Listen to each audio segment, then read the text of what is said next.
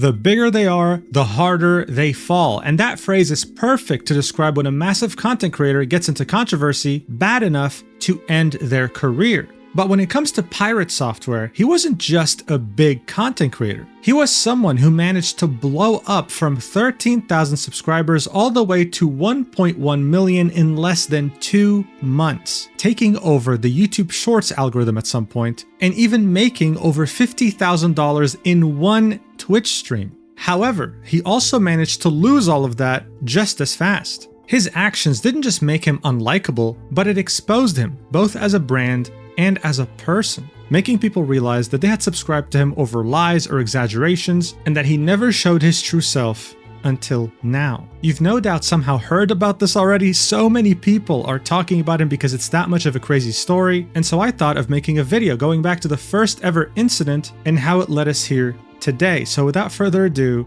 let's do this. Alright, so the first question to even ask here is, where the hell did PirateSoftware even come from? Well, he created his channel in 2016, and while his channel would grow over the years, it would do so in a very slow manner, reaching 13,000 subscribers after 7 years. But then, at the end of October 2023, he would take a decision that would change his life forever. And that would be uploading highlights of his Twitch streams as YouTube Shorts. These were such an incredible success that for a while they took over the YouTube Shorts algorithm. In fact, I wouldn't be surprised at all if a huge portion of you watching this video right now came across these shorts on your own time. The views speak for themselves, with tens of millions of people being exposed to his channel for the first time and liking it. But how did he manage to do that when so many others couldn't? Well, many different shorts actually share the same factors. All you have to do is just watch one to understand the appeal. This short right here, titled Social Engineering, has every single one of these factors combined. So let's take a look at it and then I'll explain. Watch. So when I worked at Blizzard, I had to do a social engineering task where I had to hit customer support, and I had to get 50 questions answered. And let me tell you, I got my questions answered. I shouldn't have. That was the problem. They're not supposed to answer those. And one of the things that I found that was really interesting is people that had been there for 1 year were really, really hard to trick. But people that had been there for 5 years were really easy to trick. What have we learned? We've learned that training is the issue. Everybody that actually worked at the company got training in their first year and then they never got training again. So they became complacent, exactly. The director of CS came and he said, I want the names. And I said, I'm not giving you the names. You're just going to fire those people. And he goes, I'm going to go to your boss. I was like, do it. My boss is like, you got the names? I was like, yeah. And he goes, you going to give them to him? I was like, no. And he goes, he's not going to give you the names, bud. And then I sat down and I was like, look, I'm not giving you the names because if I did, you'd fire all of these people that are your best employees, the ones that have been here the longest. And in 4 years, you will have the exact same problem with the people that are newbies right now. The issue is not the employees, it's your training regimen. I sat down with him, we created a new 6-month training regimen, and guess what? I went back about a year later, did the same thing. All those people passed with flying colors. Not a single one of them answered my questions. Well, there you have it. The deep voice, with the confidence and eloquence in his speech, as well as the whiteboard he was drawing on at the bottom that was meant to soothe any attention span issues Gen Z might have, was the perfect combination. Additionally, this story made him out to be a genius, but not just any genius, a noble genius who saved 8 employees from losing their jobs by standing up to the evil boss. And where did that boss work? At some unknown company? No, he worked at the grand, prestigious video game company, Blizzard Entertainment. Yes, that's right, this guy right here, talking in such an amazing, eloquent tone, worked at Blizzard Entertainment. And that's something he would make sure to mention any chance he got. When I worked at Blizzard, I did that for Blizzard. Blizzard, 7 years, yeah. Blizzard. I used to work at Blizzard Entertainment. Anyway, we'll get back to that later in the video, but for now, all you have to understand is that these shorts were extremely effective. PirateSoftware had gone from 13,000 subscribers to 1 million before the year even ended. That's 2 months, going from 13,000 to 1.1 million. And over time, his shorts have racked up almost 2.3 billion views, a massive, astounding achievement in such a short amount of time. But YouTube wasn't the only platform that benefited. I mean, these shorts were highlights from his streams, so of course people went to those streams to see the real thing live. And so his Twitch channel went from 400 concurrent viewers to thousands, and within barely 3 months, he was at over 8,000 concurrent viewers. That's top 1% of the top 1%. Now look, of course you might think, well, there are bigger streamers out there, of course, but even those streamers must have gotten envious sometimes because of how loyal and supportive PirateSoftware's community was. On December 2023, he would beat Twitch's hype train record. When enough people donate bits or gift subs, the hype train is activated, starting at level 1. While that's happening, a timer starts counting down to 0. If more people donate, the timer resets and they get to level 2. PirateSoftware's community had gotten him to level 55, and they discovered together that level 55 was actually the cap. No one had ever reached a hype train level this high on the entire platform. He had gotten over 7,000 subs and 1.8 million bits. If you don't know what this means, he had essentially made $50,000 in one stream. This guy's community was so unstoppable that it made everyone else be aware of his existence. So much so that he actually was able to get nominated to the Streamer Awards in December of 2023. He was barely getting viral. But this is just how influential he was in such a short span of time. But what I want you to understand here is that the Streamer Awards actually have way bigger streamers than PirateSoftware in other category nominations. For example, like XQC or Kai Cenat. These streamers would of course send their own communities to go vote for them on the website. And they did so with no issues. But when PirateSoftware sent his community to vote for him, they crashed the fucking website. No other content creator had even come close to crashing the website. So it goes without saying that he won the Best Software and Game Development Streamer Award in 2023. He wasn't just absolutely killing it, the guy was speedrunning being a content creator, getting to 1 million subs, getting hundreds of thousands of followers on Twitch, winning streamer awards, and beating records when it came to donations on Twitch. So of course, I say this with no exaggeration, the sky was the limit and the guy was barely getting started. If he could achieve that in just a couple of months, what could he achieve in years? Would he become a legend? Achieve stardom? Either way, he was unstoppable until he wasn't. And he had no one to blame but himself. The first incident that would begin his cataclysmic downfall was, in the most ironic way possible, in a World of Warcraft dungeon. Yes, Blizzard Entertainment's biggest game of all time. And it would become his worst nightmare. Guys, I don't think World of Warcraft needs any introduction, okay? It came out in 2004 and revolutionized gaming forever. Many games tried to copy it, many games tried to compete with it, they all died, and this game is still alive today in 2025. Now, throughout the years, it has received many different expansions, 9 in total. And while they would add more content, quests, story, sometimes new races, sometimes new classes, some of them would also permanently alter the game's fundamental mechanics. In other words, the game that you're playing now in 2025 is vastly different from the game that you would have played on release day. One could even go as far as saying that they're completely different games at this point. Seeing that so many people's most meaningful gaming experience while they were growing up was World of Warcraft, a lot of them yearned for nostalgia. A lot of them wanted to relive those days when all they had to do was worry about mechanics from 10 or even 15 years ago. This would result in the rise of WoW private servers, unofficial servers ran by fans in which they would use old versions of the game. At some point, Blizzard would start taking down some of the most popular private servers and would cause community outrage, with many asking Blizzard directly, well, why are you going to take them down, seeing that there's demand for them if you're not going to make one of your own? And so they took their sweet time, but eventually, in the year 2019, they would launch World of Warcraft Classic, bringing back World of Warcraft exactly how it was back during patch 1.12.1 of September 2006, before the launch of its first ever expansion. It would run in parallel to the normal World of Warcraft of today and would slowly re-release its expansions, allowing people to relive them once more. In the summer of 2023, World of Warcraft Classic would release the Hardcore Realms game mode. These are separate servers from normal ones in which you can create a new character, but if you die, you lose that character forever, hence why it was called Hardcore.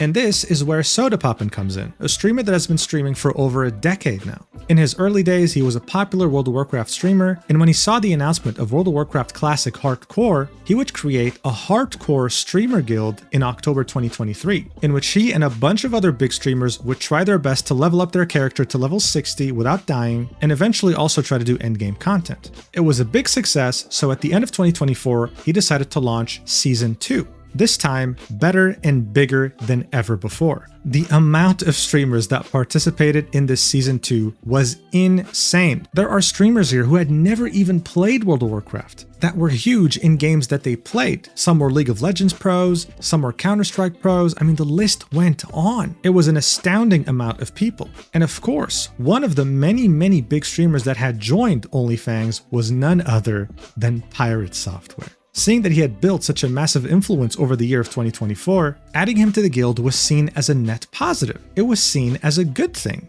until one day, it wasn't. The maximum level you could reach in World of Warcraft Classic Hardcore was level 60, and getting there, just by itself, is already an ordeal that lasts dozens of hours and sees you try your best to not die. Now, Dire Maul is a dungeon that you can only access if you're level 58 at the minimum, and its appeal is the amount of great gear that it drops. Dungeons are typically ran by 5 people, so PirateSoftware and 4 other streamers decided to take this on in order to get better gear. Now usually, when you're in a dungeon or a raid, there's always a team leader, someone who calls the shots. It's a very stressful role, especially in a raid when you're managing a couple dozen people, and it's even crazier in hardcore World of Warcraft because whatever you decide might affect the accounts of the people playing. One wrong move and they lose dozens of hours of progress, and it's all on you. I'm saying this because I want you to bear in mind that PirateSoftware is not the group leader here. But as silly as this sounds, the beginning of PirateSoftware's downfall was because of this dungeon and what you're about to see here. The YouTuber Dev, otherwise known as Short Fat Otaku, great name by the way, combined the perspectives of everyone who was streaming in the dungeon minus one person. One of them was PirateSoftware on the top right. As you're watching this, you're going to hear the team leader say, run. In World of Warcraft dungeons or raids, this means retreat, but help each other retreat. Not every man for himself, don't care about your teammates. You're meant to stick around, try your best to outmaneuver the enemies while making sure your teammates also make it out with you. But as you might guess, that's not what happened here at all. Watch. God damn it. Run. Just run. Guitar, you dummy. All right, so he said run. The team tries their best to make sure that they all get out together. Massives. No. Look at PirateSoftware. Also, are you fine? Any grenades, anything? You can just Heal him. Yeah, you just heal me. Just come back a little bit. What's on me? Sitting bear form. Snuppy, just run. I can help a lot. Yeah. Pirate, why are you walking, bro? What are you talking about? Why am I walking? This Look is at my mana. savage, but come on, Innervate you? man. Kill the. So his teammate told him, Pirate, why are you walking, bro? This is salvageable. Come on, man. He doesn't care. He keeps running all by himself. Just kill the mastiffs. Innervate the healer. Kill the mastiffs. We got this. In a sense of. War something? Do you see my mana? What am I supposed to do for you? Just kill the mastiffs. One shot. Okay, we There's another more on the way. pass. More on the Run way. now. The mastiffs can be ice novas. Now we're gonna wait. Musara. Oh. Okay, get out. Run. Evocation's on cooldown, man. I can taunt last. How much mana is as ice? well. There's no way that much mana. You have a boss in you called run. Getting slowed. Fuck. Wait. Anything for me? Snuppy. Oh, I no. don't think I cannot stun him. Also, No, good. just run out. So, that sounded like a massive fuck up, didn't it? Yes, it did, Short Fat Otaku. Bear in mind, PirateSoftware's excuse here was, I have no mana, I can't help you, when he clearly had 2 items in his inventory that could bring back up his mana. He could have totally helped and saved his 2 teammates that ended up dying, losing all their progress. This was a disaster. One of his teammates, Yamato, on the left here, confronted him and was asking him what happened, like what's going on? And this was what PirateSoftware had to say right after the fact. You instantly ran. You didn't even look As much back. as you're angry right now, of course I ran. I'm not angry at all. You I'm not angry at all. overpulled 2 packs. You overpulled 2 packs and a boss.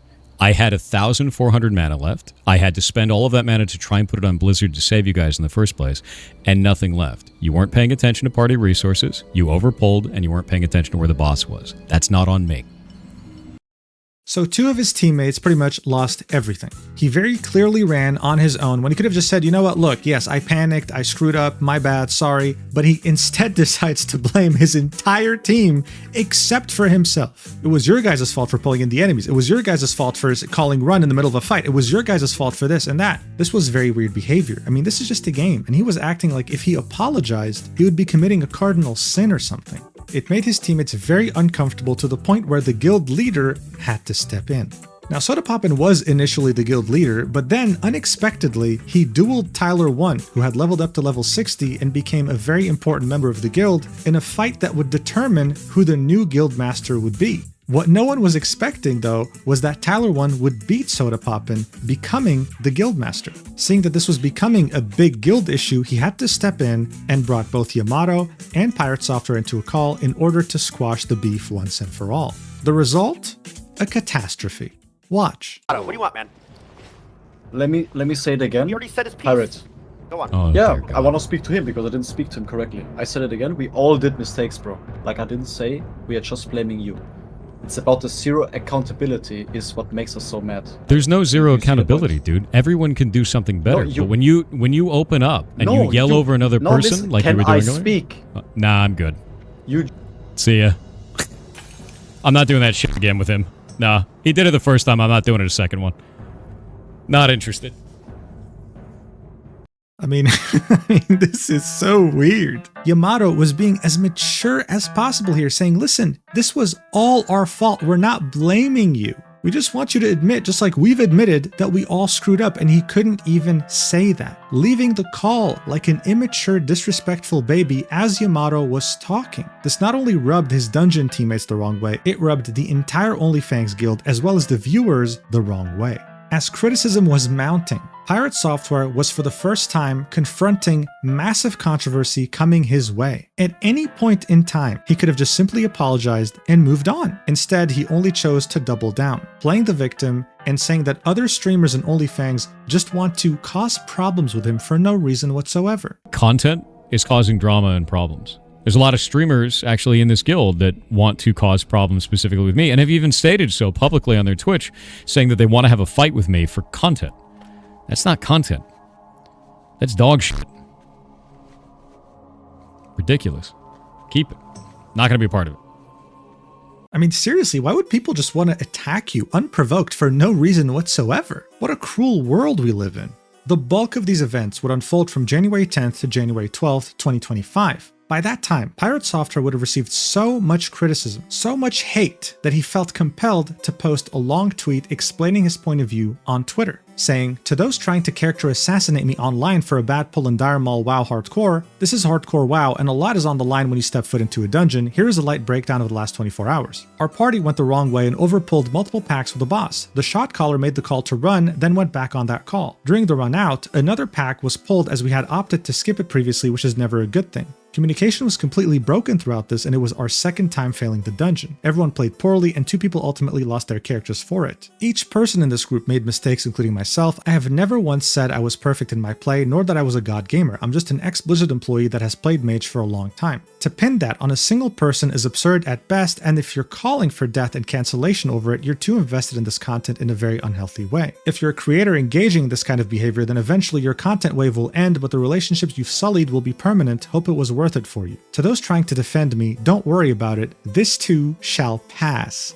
Do not attack anyone else on my behalf. I've always hated that kind of behavior. I have no intention of stopping making things or not doing stuff as I have already been. Those who are banned will stay so. I've never liked that kind of knee-jerk reaction behavior in our community before, and I will not be changing that now. For those that don't understand why they will stay banned, we had a 10-hour-long hate raid over it live on Twitch. We had to ban nearly 4,000 accounts across all platforms, and our moderators received death threats regularly throughout it all. People called for me to be killed both in-game and out-of-game. They tried to get me banned from Twitch, the guild, and WoW. They tried to make disparaging comments about our ferret rescue or that we somehow hurt animals. They tried to spread rumors saying I was convicted of felonies and many other things. The internet hate machine will not defeat me or the community that supports me. See you in WoW Hardcore tomorrow. So this was posted on January 13th, 2025. And while he did admit that everyone in the group made mistakes, including himself, it truly didn't feel genuine. It seemed like it was absolutely impossible for him to just say, "I'm sorry, I misplayed." He just couldn't do it. someone pointed that out, saying, "Where's the I messed up?" And PirateSoftware said, "Apparently you have no idea how to read, hope this helps," highlighting the paragraph in which he said, "Each person in this group made mistakes, including myself." Again, it was worded in a disingenuous way. He just couldn't take individual accountability here, no matter what. The top comment was a WoW streamer known by Joker D saying, "Just take the L, it's not that hard," to which PirateSoftware said, "Hope this was worth it for you." So overall, this entire response didn't really help him at all. And even if it did, he would single-handedly ruin any progress it might have had in the coming days. He would double down, triple down, quadruple down, quintuple down, and eventually sextuple down, only to call OnlyFans a content guild built on hate. And a lot of it was from a rogue that was bitching the entire time about every goddamn thing that was going on except for his own play. But the mage is the one at fault because the mage is the hero class and the mage has to do everything perfectly. Everyone in that played badly. The druid butt-pulled an extra pack on the way out. The tank chose to take us into a bad route through the entirety of the dungeon, pulled 2 packs and the boss at the same time. I, as the mage, went into that fight with 40% mana, tried to use my resources, used them poorly, and got myself out when the call was made to run, which, by the way, was made by them as well. Everyone played badly. In fact, the only person who didn't was the healer. And I explained that in the Twitter post, but no one wants to hear that shit because they want it to be a double down, a triple down, a quadruple down. They want to have a villain. They want to have an enemy. They want to fight that shit into the ground. They want to send death threats to people over it because they're goddamn insane. Because this guild has turned into a content guild built on hate, not a content guild built on experiences. Because they're freaking monsters, dude. It's just crazy how we got to this point and we're not even halfway through this drama, and all he had to really realistically do was look at the camera and say, "You know what? I'm sorry. We all misplayed, yes, but I screwed up by running away the way I did. I had 2 items that could have restored my mana so I could help the 2 people who died, but I just simply panicked and ran away. And so even though we all misplayed, I just want to say I'm sorry for my play." But no, it was too hard for him. Guys, he worked at Blizzard, and Blizzard employees simply don't make mistakes. That's a given. As PirateSoftware was too busy playing the victim, a clip of the streamer Lolcow surfaced in which he was doing a dungeon with PirateSoftware. You see, Lolcow is someone who had never played World of Warcraft up until this point. He was playing a mage, just like Pirate, but he was kind of having a hard time keeping up with everything going on. Here's how Pirate treated him. I'm sure you can tell from the title. PirateSoftware bullying a totally new player to the game. Pathetic, dude. Watch. You basically have to evocate to get your mana back for the next pull. Ugh.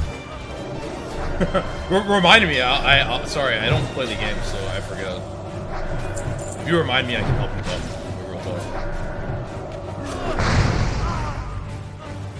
Yeah, it's too bad I'm the only mage in the party. You're right, Jen. If only someone else would cast Arcane in. If only.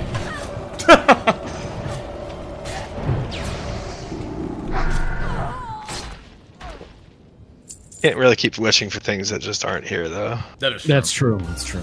Can't wish for the rogue. Can't wish for another mage to cast Arcane in. Yeah. Brother, may I have some oats? Oh, since we have 2 mages, we could probably poly the ads. Wait, we have 2 mages. Oh, man. Yeah, I can poly. Here I've been the only one casting Arcane in. Incredible. Oh, it's crazy. It's wild, right? God, even reality TV can't recreate such an awkward moment, man. Just ruining the whole vibe. Yeah, it's too bad I'm the only mage in the party. You're right, Jen. Hey man, I'm new to the game, so if you want me to help with Arcane, just let me know, remind me. Yeah, it's too bad I'm the only mage in the game, right chat? Oh, we have 2 mages. Oh, I didn't know that. All that in the face of a new player who was being nothing but nice, honestly. And yet PirateSoftware had the gall to complain about being bullied by other content creators when he was literally doing that to someone as innocent as Lolcow. The culmination of all this would force Sodapoppin to take the decision of kicking PirateSoftware from OnlyFans, pinging everyone in the OnlyFans Discord and saying this: "Yes, I made a decision to kick Pirate. I felt a large majority of people in the guild felt uncomfortable playing or being around him and all that drama that surrounded him at this point. Even though some people may have not felt that way, a lot did. And after seeing some clips today from him quadrupling down, or I don't know what number we're on at this point, I think I'm making the right decision, but still I feel bad. Try to just let this whole thing slide into forgetfulness and move on, in my opinion. Stay safe, gamers." So look, at the end of the day, in World of Warcraft in general, when you're in a raid or dungeon, you have to trust every single member on your team to make sure that not only you complete the raid or dungeon, but that you also survive. This also applies on a way bigger scale in World of Warcraft Classic Hardcore. because one bad teammate can cost you the account that you've put dozens or even hundreds of hours in. And people just couldn't trust someone who couldn't take any accountability like PirateSoftware. As soon as things would have gone wrong, he would have probably just ran for his life and said he had no mana again.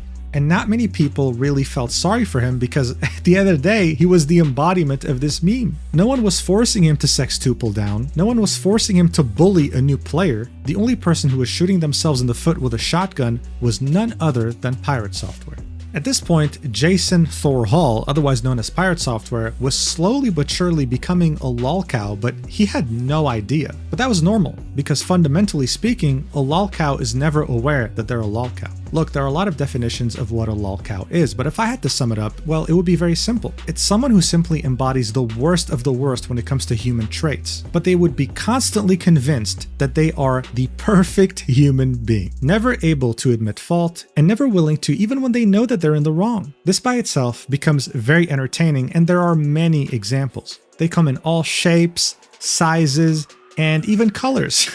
And the mage who ran out of mana was about to join their ranks imminently. All he had to do to avoid this fate was just fucking apologize, man. But he just couldn't. In fact, what he ended up doing was maybe one of the cringiest things in this entire video. I genuinely can't believe that someone in his 30s said this, but I mean, watch this yourself, you'll know what I mean. How did you get this deep? Stop feeding into it. All of the accounts that are messaging me are getting reported.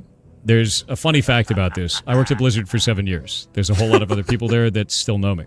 And all of these reports are going directly to them. They're well aware of the situation, and everybody who's messaging me, they're going to get read.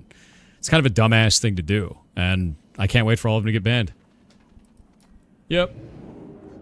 Yeah, so all you guys whispering me right now with these threats, well, guess what? My dad works at Nintendo, and I'm going to tell him personally about every single one of you, so good job. See you later. It's like, bro, if they're sending you death threats, you really just have to report them in game, and I'm sure something will happen. You don't have to actually bother your Blizzard alumni. This clip was on January 14th. And guys, I swear to you, I am constantly impressed by how ironic life can be. I don't think we live in a simulation, but sometimes I do get the feeling because some things are just so perfect in comedic timing, you'd think that there was someone writing a script. One day after this clip came out, PirateSoftware was streaming the game Ashes of Creation during its second alpha. This is an MMORPG similar to World of Warcraft, and it also has raids as well as dungeons. During a raid, PirateSoftware would wipe the entire team. He would kill everyone single-handedly by pulling in the wrong unit. What would be his first reaction? Well, watch for yourself. Sabu is not paying attention.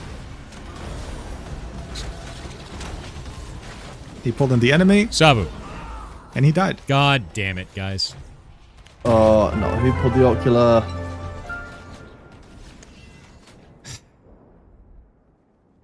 So one of you pulled the ocular. Why? Now half the raid is dead. Was there a reason for that?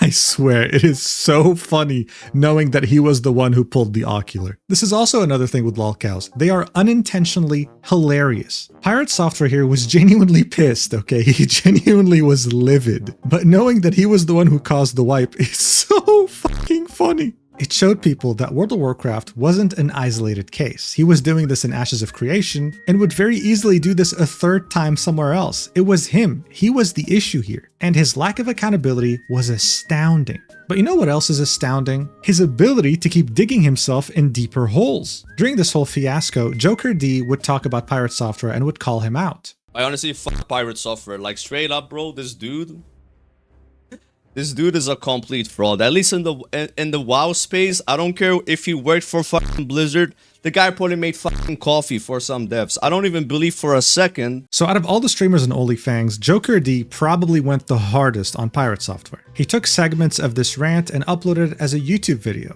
That YouTube video would then be removed due to a violation of community guidelines, and the person who striked it cited the reason as being harassment and cyberbullying. One could only guess who took this video down. I mean, seriously. Joker D would never reveal the name of the brand or whatever whoever that was behind this, but seeing that the video had gotten brigaded by PirateSoftware's community, for many, it was safe to say that PirateSoftware was the one who took this video down because he simply didn't like it, abusing the copy strike system on YouTube. Seeing that Pokemon had done this in the past back in 2020, getting an amazing community reaction, and of course we can't forget about Alinity doing this as well back in 2018. Wow, I'm old. I'm gonna copy strike this guy. I mean, it was genius. It worked so well for every content creator who had done that prior. So obviously, this was the play. Congratulations. You know, it's so fascinating to me how the internet works sometimes. Someone could mind their own business for months, for years, for decades. But as soon as they do something that makes them so incredibly unlikable, the internet starts seeing a big red target on your back and they strike. PirateSoftware had a talent of building up a huge, loyal community in just the span of a couple of months. When January 2025 came by though, he proved to us that he had another talent, building up a massive community of very loyal haters. These incidents that we just talked about had ensured that. This is when those very same haters would start scrutinizing every single aspect of PirateSoftware, both as a brand and as a person, only to eventually dismantle this massive empire that he had built. Now look, just to be clear, PirateSoftware has always had haters, dating all the way back to September 2024, and there were earlier instances too. This is normal. When you get famous, when you take over the algorithm the way he did, some people will naturally get fatigued from you. I mean, you might not believe this, but even someone like Queso has haters, purely because he's a massive content creator, no pun intended. Some of these early haters of PirateSoftware would start making videos talking about his past. About how, for example, he wasn't the game developer he was making himself out to be, especially with his Blizzard experience. About how he used to go by the name of Moldavius Figtree and was a well-renowned furry in Second Life and EVE Online. But those videos would never get enough traction to actually matter. As you can see, this video right here with the title of PirateSoftware, the streamer who faked his game dev career, had reached almost 100,000 views. From the like and dislike ratio, we can see how PirateSoftware had somehow, either directly or indirectly, sent his community to brigade this video, and just like Joker D's video, it was taken down by abusing the copy strike system and inciting harassment and cyberbullying. So essentially, if you were an early hater of PirateSoftware, if you had something to say, well, chances are no one heard you. This is how for a long time he was able to sweep all the hate, feedback, and criticism under the rug. Except this time, after all the events that we just saw unfold, he had way too many eyes examining his every move, and he couldn't just sweep criticism under the rug anymore. For example, around the end of January 2025, PirateSoftware had DMCA'd an indie game and threatened to sue its developer. Why? Well, the developer shows us the main reason why PirateSoftware wanted the game taken down. Here it is. It's this roach wearing the same wizard hat that he was wearing during World of Warcraft, while mimicking some of the things that he was saying. Watch. As much as you're angry right now, of course I ran. This whole game got DMCA'd because of this. I mean, this is how sensitive he is. And now many people were made aware of this. He couldn't just copy strike or DMCA just about anyone, because every time he did, he spawned more haters. His strategy was now outdated. Everyone was made aware of what had happened to this indie game. And speaking of indie games, there was renewed scrutiny over PirateSoftware's indie game called Heartbound, with many wondering why it's been in early access since 2018 with no release date in sight. Give it 3 more years, it'll be a decade. Some people were comparing him to Yandere Dev, a very well-established Lolcow who hadn't released his game in over a decade. And when people actually analyzed its code, they found some of the worst written code known to mankind. Seeing all this scrutiny and criticism catch up to his own game development must have hit one hell of a nerve, because very shortly after he announced that Heartbound would start receiving monthly updates, and all it took was people going there and reviewing it negatively. He was hoping that this would steer off the criticism and the scrutiny, and that things would eventually finally go back to normal, but the haters weren't really done just yet. People were putting into question his entire identity, the fact that he worked at Blizzard for 7 years, but worked what exactly? As well as him claiming that he was one hell of a hacker who had gone to the yearly hacking conference, DEF CON, and won some pretty important events there with the help of his team that he never mentioned, of course. Always taking credit for this by himself. I mean, at some point he was invited to a podcast called Dropped Frames. This was a clip from it, and here's the title: PirateSoftware on how he became a hacker for the government. These were the stories that he was telling people. Watch this. You're a hacker. Like that's where you like kind of started. An actual hacker. An actual hacker. Like, Yes. not like I'm a hacker. No, you're an actual hacker. You won. Like an actual hacker. Yeah, My last job was hacking power plants for the federal government. I worked for the United States Department of Energy. So a dude walks in with a laptop and a suit, and you lean over to, who's that guy? Well, that's the hacker from the government. Yeah, that's the hacker. It's even worse because we go in like 3 to 4 man teams, man. So like we've got a team. Of Oh, you had a looking fleet. Like you had like a team of dudes in suits holding laptops, walking into restricted areas. Okay. When he says things like this, what he's trying to paint in your mind as a viewer is that he's some sort of Unit 8200 Mossad agent writing zero-day exploits on USBs that are snuck into Iranian nuclear facilities and that infest and shut down the entire technical operation of that nuclear power plant. When in reality, if you look at his LinkedIn and reconcile it against his skill set, what he did was social engineering.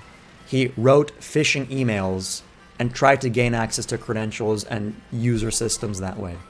So Coding Jesus said it best. PirateSoftware's entire identity was slowly starting to unravel right before our very eyes. From the shorts that made him go viral, to the stories he used to say on stream, to quite literally everything about him was nothing more than either an exaggeration or him trying as best as possible to sugarcoat reality. We can very clearly see on his LinkedIn that first off, he didn't work at Blizzard for 7 years, it was actually 6 years, 6 months, and that his initial roles were him being in quality assurance. For the first 4 years at Blizzard, so the majority of his time there, he was in an entry-level role, eventually being promoted multiple times and finishing off as a senior red team specialist. In his own description of the job, he said, infiltrated and exploited physical access controls, managed social engineering operations to improve employee awareness and resilience, and finally created, launched, and managed a global web application bounty program. As Coding Jesus said, this guy would literally just send phishing emails, make phone calls, try to pretend to be an outsider in order to have employees make mistakes so that they can improve internal protocols. I mean, it's an important job, that's for sure, but even on his LinkedIn, he would make claims that he worked on all these different games. I mean, yeah, indirectly, but none of your code made it to the game. You didn't model, you didn't texture, and you sure as hell didn't animate. You just so happened to work on internal projects in parallel to these games. And yet, every time someone would mention something about games, about the video game industry, about whatever, he would always start off by saying,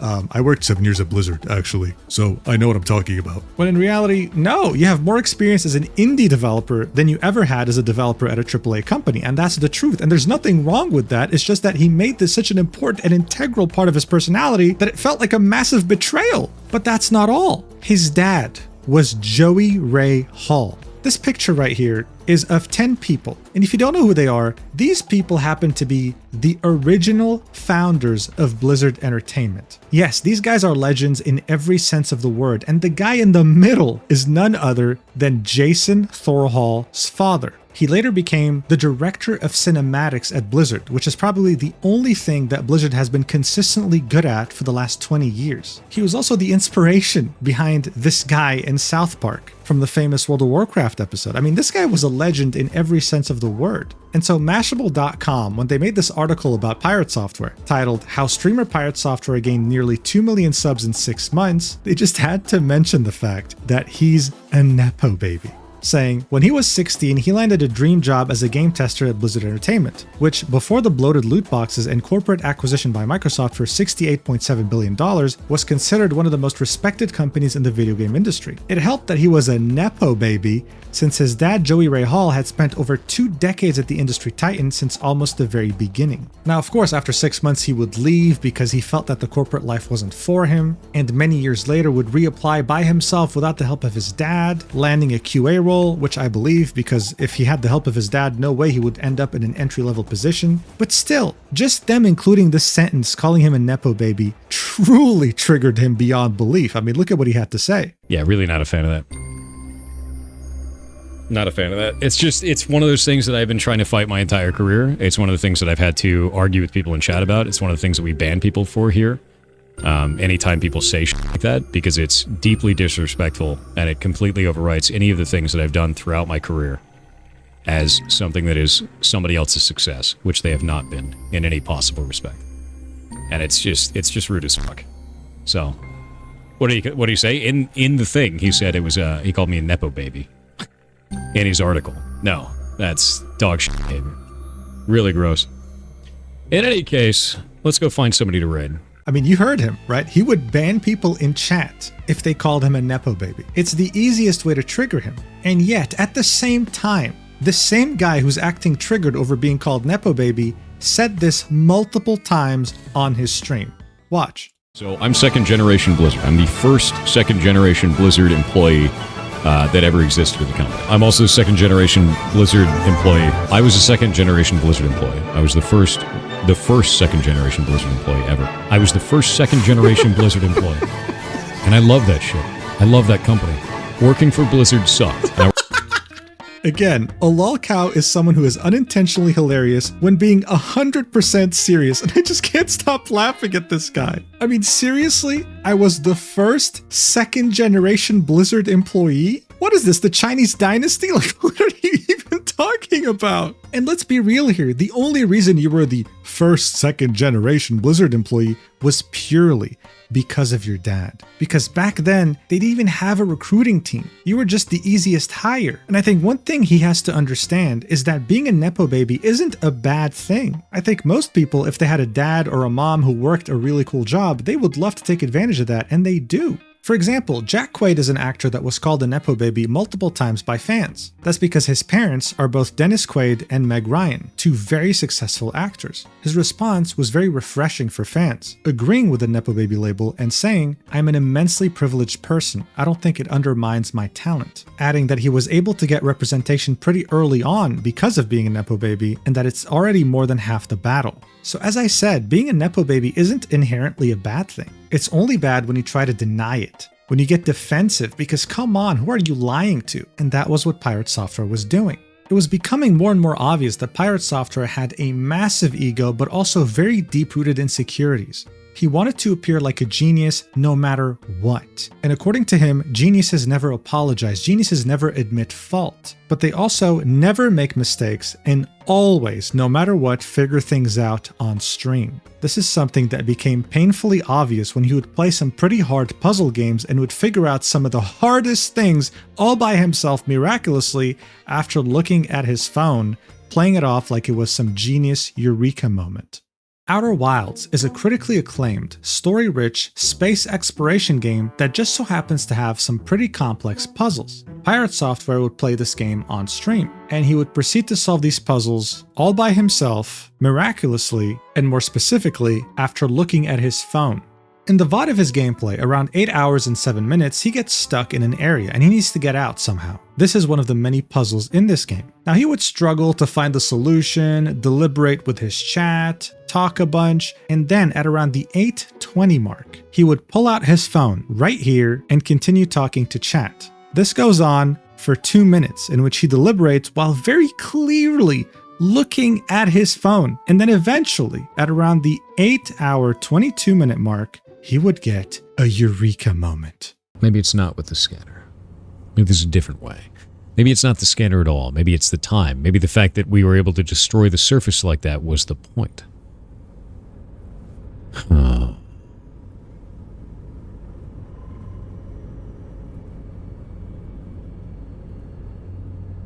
Wait a minute.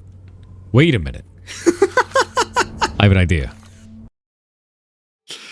Guys, wait a minute. Oh my god, I have an idea. Guys, oh my god. This just came out of nowhere. My brain just works differently. Did I mention that I worked 7 years at Blizzard? This would spread like wildfire on Reddit. This guy is faking his Outer Wilds run in order to appear to be a genius to his community. That's crazy. It's so ridiculous you can't even believe it. But as I already mentioned, he was facing increased scrutiny. He normally would have been able to get away with this, and he did get away with this in other games. It's just that now things were different. When questioned about cheating in Outer Wilds, this is what he had to say. Why did you cheat in Outer Wilds? What? How the hell would you cheat in that game? Bro, we played it all live on stream. Alright, bud. It's a wild-ass thing to say.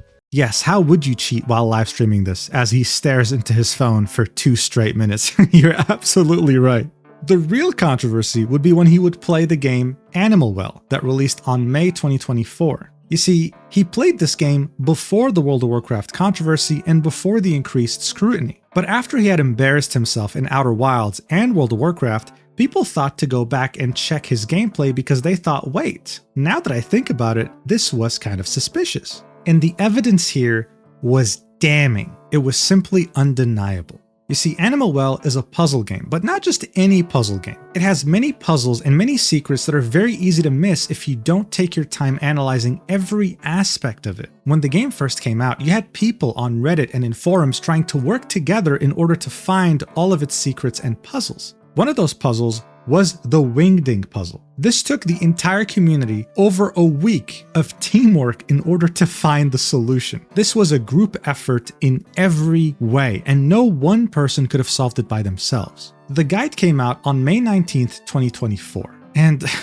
it just so happens that PirateSoftware miraculously, all by himself on stream, solved this puzzle on May 19th, the day the guide came out. I mean, bro, seriously? You'd also have some people write entire essays with proof as to why they think that PirateSoftware cheated. If you want to read this and have actually played Animal Well, you can pause the video, but in a nutshell, it's almost like he was trying his hardest to ruin any ounce of reputation he had left. I mean, seriously, are you that insecure that you would cheat in a fucking puzzle game in order to appear to be a genius to your community? Really? It's insanity. But this was reality because, as I said earlier, this scrutiny was disassembling every aspect of his brand and personality, even down to his most fundamental traits, like his own voice. People would somehow unearth this old clip of him at a convention in which he sounded completely different than how he sounds today, leading many to believe that he's either faking his voice or simply using a voice changer on his microphone. Listen to this. Show been so far? It's actually been amazing. It's our first time out here at Denver Comic-Con, and there's so many people, and they love the games, so it's been awesome. So speaking of games, what do you have for us today? So we have Champions of Breakfast, which is a twin-stick shooter that we made in 24 days from concept to release on Steam. Blew up. It was really, really awesome. And that game is pretty difficult, so if you're into really hard arcade games, that's the kind of thing for you. You know what though, to be fair, he sounds like such a pleasant person here. This is someone I can see myself being friends with. Look, people want to theorize and say that he has a voice changer or is faking his voice. I think he was just killed by an evil clone. I think that's a better explanation. This of course wouldn't be the only clip where you'd hear him have a different voice, like this one for example. I'm gonna have to peel my hot dog. I have to peel it. Every good hot dog needs to be peeled. Every good hot dog needs to be peeled. You see, now that I've peeled the hot dog, it's ready to eat. Look, a hot dog is That's right. to be eaten by Thor. It's ready to Let's eat. demand he smears. Okay, look, if you're not convinced yet, here's a more recent clip of him playing Animal Well. This was around a year ago, back in 2024. Look. I don't know what that gives me, though. I don't know what is that supposed to do? How am I gonna fit that shit in there? Oh, god damn it. To some people, this was his voice changer glitching. To others, this was him mistakenly getting too comfortable with his real voice. What does PirateSoftware have to say about this? Well, apparently, according to his doctor, his voice went through a second puberty in his 30s. That's right. Apparently your balls can drop twice, but I could only find a handful of sources on this, and this article from the BBC pretty much sums it up by saying that as we get older, the larynx gets stiffer, making the vocal cords less flexible. I mean, this isn't new. When you talk to someone who's 90 years old, they'll sound different than what they used to sound like in their 20s. But to have this much of a dramatic change? That's crazy. Regardless though, I mean, the pressure was getting to PirateSoftware. Not only was his game getting scrutinized, not only was his past out in the open, but people were criticizing his gameplay, the way he played games, and even his voice. Things were getting out of control. So the next thing you know, he was on stream with a psychologist by the name of Dr. K. Alok Kanogia, otherwise known as Dr. K, runs the healthygamer.gg organization. He's a clinical psychologist who founded this brand in order to be able to reach the very big and growing demographic of gamers, a group of people who very often will struggle with mental health and not really seek out therapy when they should. His content is mostly educational, drawing parallels between video games and what you go through mentally, and overall, he's been quite successful. Now, of course, that's not to say that he doesn't have his fair share of haters. Some people, for example, have criticized the fact that he does these therapy sessions with streamers in public, even though the person in question consents to it. From Dr. K's perspective, though, he wants to show people that streamers are humans too. And if someone like those streamers that they idolize is brave enough to get therapy, then they can do so too. His conversation with PirateSoftware would last over 3 hours and a half. It would get viewed by almost 1 million people, and having watched a good chunk of it, I can tell you right now, regardless of what you might think about Dr. K, I think this stream truly shows his incredible skill in being able to converse with such an obvious narcissist without having him rage quit the call, while still trying his best to give him a reality check. And for you to understand that, I want you to watch this clip. For this shit right now is like, they come in and they're like, did you know that he worked at Blizzard for 7 years? Like, yeah, that was my career. And I'm proud of that. So of course I'm going to talk about that because it gives context to talk about other things around the games industry, which is what we do on the stream. Yeah. So I think sometimes the things that I talk about in regards to those types of things is misconstrued as arrogance or boasting, when in reality, I'm just trying to give context. So that is the problem right there. So I want you to listen to this phrase. Sure. This gets misconstrued as arrogance, but in reality, it's this. Yeah. That is the most arrogant statement on the planet, bro. Like, tell me I'm wrong. Okay. I don't see it that way, but all right. God, it must be so hard talking to someone like that. Anyway, in the next clip, you'll be seeing the logic behind PirateSoftware's attitude when it comes to never apologizing. Let me like not give any context whatsoever? Yeah. Let's say yes to that. I think that's a bit of hyperbole, but just an emotional response? No, just say, "Hey guys." So basically, you know, when you tell the narrative, you start with like, I made a mistake, everyone made mistakes, I was smug. And then there's a lot that comes after that. How would you feel about just ending it after that first paragraph? I hate that. Okay. I have like an immediate emotionally angry response against that. Very good. Because it feels like idiocracy. Okay. It feels like, that's too long, didn't read, I don't need all those words when few words do gooder. That I hate that shit. Like I super hate that kind of communication of like there's a lot of people that say like, oh, you should just say my bad, guys. No, that does not in any way explain a situation. That doesn't tell you any information that is real. It is hand waving for the masses in a way that is disingenuous to what happened and disingenuous to the people that are involved. I feel like to do that would be just me lying for the sake of lying so that people would fuck off. This really gave us an insight as to how his mind functions. And as you heard from him talking, he hates the idea of just saying, my bad, let's move on. I'm sorry, let's move on. He wants to sit there and type 12 paragraphs as to why he was wrong but not really, while others were more wrong than him. All of a sudden, things make a lot of sense. Now, listen to how Dr. K responded to that. Okay, just watch. So I think what I liked about that response, my hope, so we're not here to like rehab your PR, right? We're just here to have a conversation. And at the same time, over the last 2 hours, there's something about the way that I hear you talk that rubs me the wrong way. There's something about the way that you talk that seems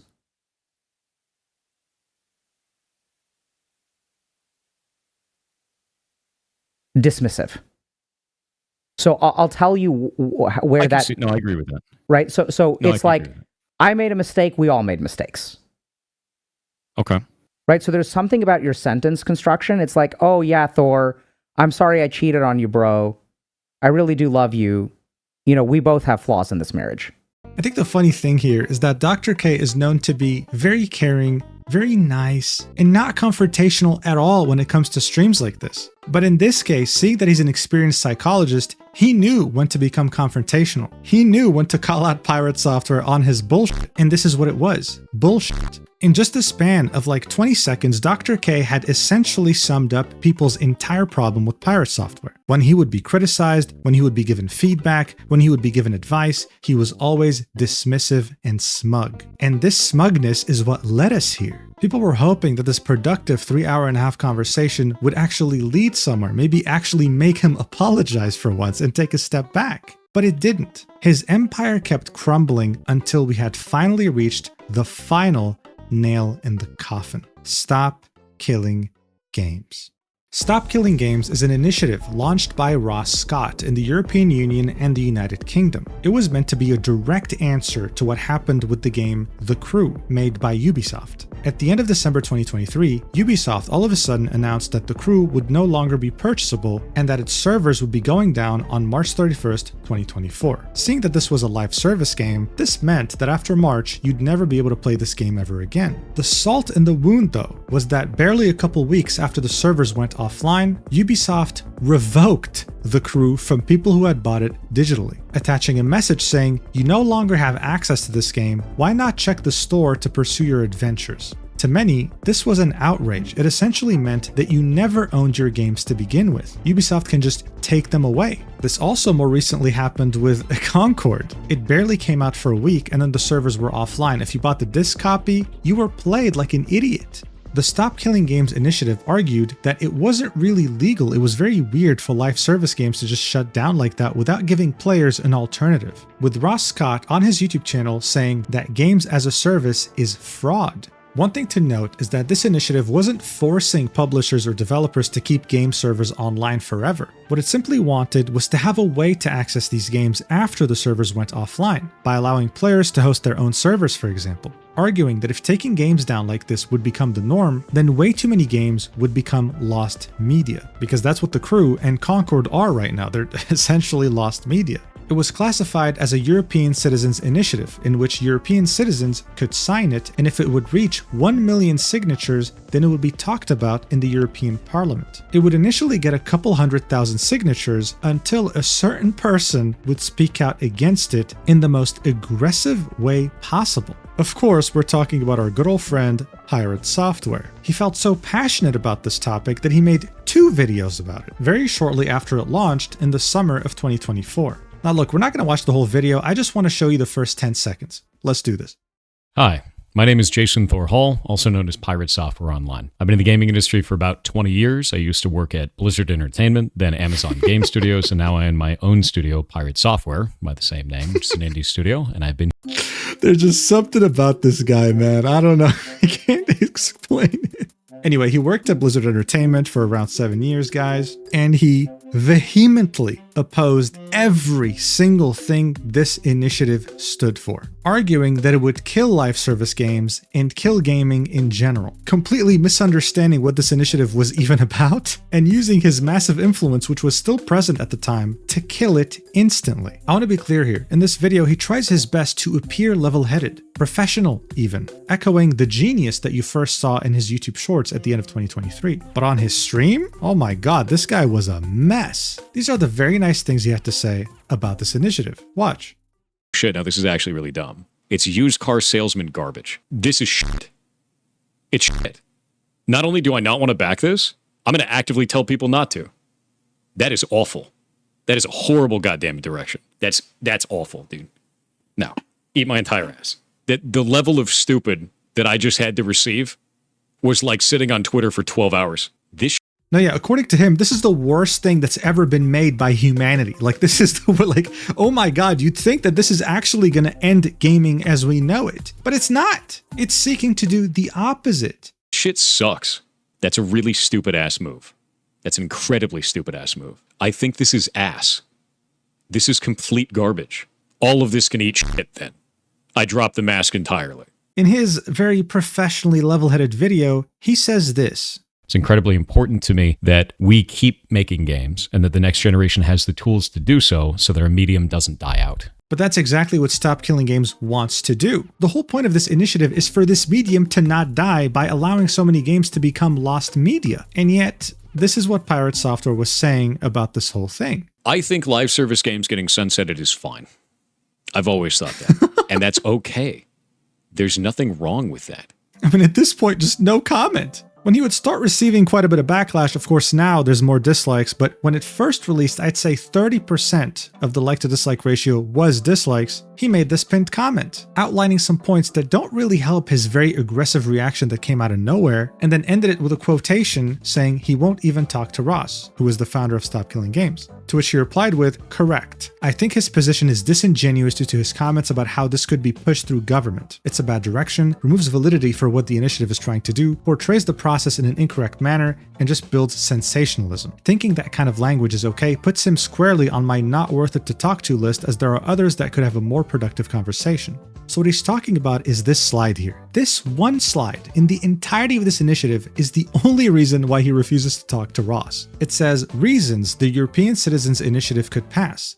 Politicians like easy wins. Politicians mostly don't care about video games. The law is already unclear on this practice. The initiative is in line with other consumer policies. It's a diversion from more serious topics. Now, according to Ross, this was a half-truth, half-joke slide. And I think that's how a normal person would view it. I don't think it was tone deaf in any way, but it angered the hell out of Pirate Software for some reason. I don't know why. Some people theorize that it's because he got close to Ludwig, and together they founded the games publisher Off-Brand Games. When the Stop Killing Games initiative came out, they were in the process of releasing a live service multiplayer game. So there was definitely some sort of a conflict of interest here. Regardless, this European Citizens Initiative had a one-year deadline. It would be automatically closed on the 31st of July, 2025. And by the end of June, it barely had 500,000 signatures, which meant it had no hope of ever reaching 1 million, or so it seemed. This was until Accursed Farms, the channel owned by Ross Scott, would release a video titled The End of Stop Killing Games. It's an hour-long video that kind of reminds us what this initiative is about, how we got here, the feedback and criticism he's received, the changes he's made, and of course the majority of the video is him responding to Pirate Software's very aggressive criticisms. Most of the clips of Pirate Software crashing out over the Stop Killing Games initiative were actually from this video. Ross addresses every single one and ended up, whether intentional or not, making Pirate Software look like a clown who had no idea what he was talking about. This video almost has 1 million views, and many people watched it. Some of those people happen to be way bigger content creators than Pirate Software, and seeing that this very important initiative was very close to failure, tried their best to bring as many people as possible to sign it. For example, Moist Critical talked about it in his videos at over 3.5 million views. Hell, even Jacksepticeye talked about it on his second channel, and the video's sitting at over 1 million views. People understood that this initiative wasn't just a good thing for video games, it was integral to ensure its survival for the future. Hell, even Minecraft creator Notch had something to say about it, tweeting, "Hey guys, just got back to gaming after a brief break. Wait, why is there a Nepo baby doubling down over there?" Adding, "If buying a game is not a purchase, then pirating them is not theft." This truly solidified the position of Pirate Software in the Hall of Fame of Lolcows. It was undeniable at this point. His stupidity had made an entire movement succeed, just purely on the basis of him being so unaware of what was going on. He lacked the most basic form of self-awareness. And thanks to that, the Stop Killing Games initiative not only reached 1 million signatures, but is currently at over 1.3 million in overdrive. About to reach 1.4 million any time now, with the UK petition reaching double the signatures required. He even had a vice president of the European Parliament voicing support for this initiative and signing the petition himself while urging other Europeans to do the same. This initiative gained so much traction that a publisher group full of the biggest publishers on the planet, including EA and Ubisoft for example, responded saying that these proposals would curtail developer choice and that it was unsustainable and unfeasible. In other words, they were very scared that this could actually pass. Being a gamer myself, I wish this initiative the best of luck in Parliament, and I truly hope it passes. When I buy a digital game, I'd like to know that I actually own it and that it won't be taken away from me at any given moment. But while this initiative was gaining a lot of positive attention, Pirate Software, on the other hand, was gaining all the negative attention. He's currently bleeding over 10,000 subscribers daily on his YouTube channel and has currently lost a massive chunk of his viewership on Twitch. I mean, look at these numbers. He used to peak 15,000 concurrent viewers and is now down to 5,000. That's 1/3 of where he used to be 7 months ago. And that's without mentioning all the followers he's been losing. I mean, look at this, minus 50,000 just in July. Additionally, this renewed scrutiny has prompted many YouTubers like Coding Jesus and Slop News Network to analyze the code that he writes on stream, concluding that a child, a literal toddler, can probably do a better job. Seriously, this is the gift that keeps on giving. Because, of course, instead of just apologizing, taking a step back, taking the L for once, admitting you made a mistake, maybe taking some advice that Dr. K gave you, he would triple down or quadruple down, I guess I can't even keep track at this point, and make this post, saying the most interesting narrative is that my video somehow killed the initiative. This graph shows that the initiative already had a downward trend in interest when my videos dropped. My videos do not seem to have had any impact on the movement at all. Making me the villain did though. Best of luck with your next steps. So at this point, I can't help but be impressed how much he's willing to die on hills that don't matter. People aren't even tracking cumulative signatures and daily signatures. They just understood that this initiative is worth fighting for, it's very important for the longevity of games as a medium, and that you, with your massive platform, not only criticized it very aggressively, thinking that this was going to be an easy win that made you out to be a genius, but urged all your audience, all your strong community to not sign it when they were telling you to sign it initially. That's how you even found out about the initiative.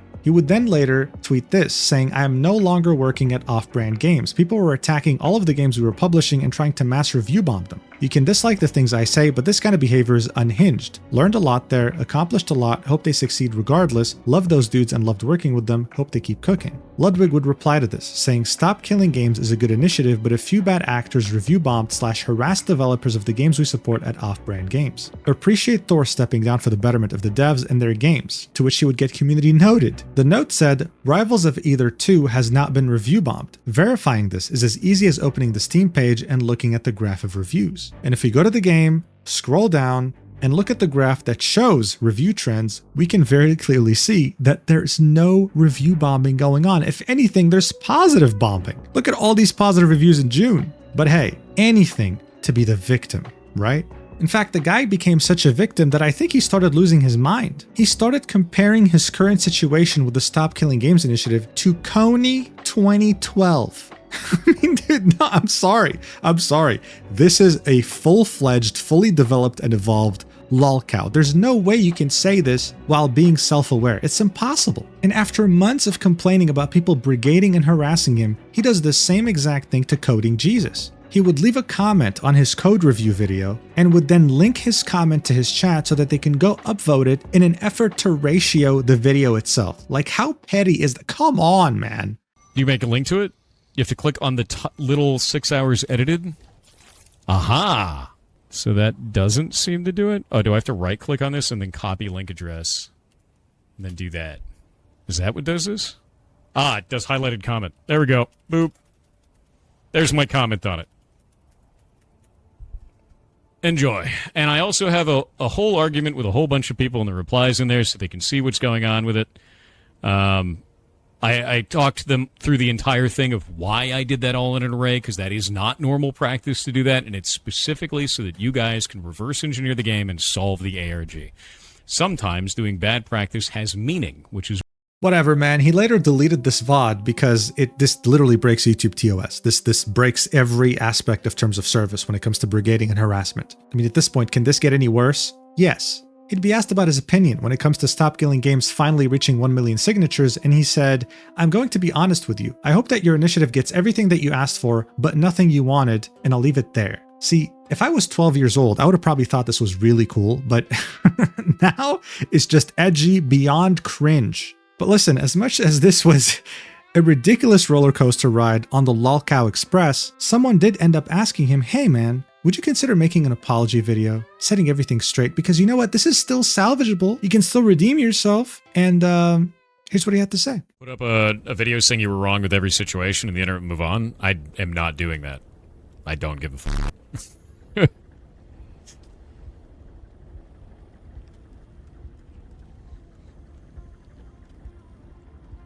Yeah, simply bend the knee and lie about how you feel and everyone will stop bullying you. That's a great idea, dude. Yeah, no. Eat shit.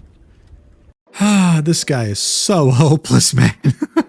Now, I will say this because I'm sure this will appear in the comments. Yes, I'm aware that PirateSoftware is a massive furry, and I'm also aware that he was legally married to someone, and during that marriage, he got in contact with one of the Kickstarter backers of Earthbound, the game he's working on, and started a very inappropriate 18+ relationship with them while being married. Yes, he committed adultery. The reason why I didn't mention this in the video is because it doesn't really matter in the grand scheme of things. If he had just apologized during the WoW Classic incident, this coming out wouldn't have done anything to him because guess what? Most of these messages involved 18 plus roleplay, but more specifically, furry roleplay. Yes, they would literally say to themselves, pets you, nuzzles you, plays with your tail, and then get, more 18 plus into it. Yes, most people couldn't even read one page of chat logs because of how cringy it is. So I'm so convinced it wouldn't have done anything to his reputation. It's meaningless to talk about. But if you're interested, you can check out this video by Fearful Tears titled PirateSoftware, the most delusional Twitch streamer. Look, PirateSoftware is a lesson not just in content creation, but in quite literally anything. Normal people make mistakes, and geniuses make mistakes too. We're all human. Admitting that you make a mistake isn't you admitting that you have a weakness. No, on the contrary, never admitting that you're wrong is a weakness in itself because it shows how insecure you are, how fragile of an ego you have.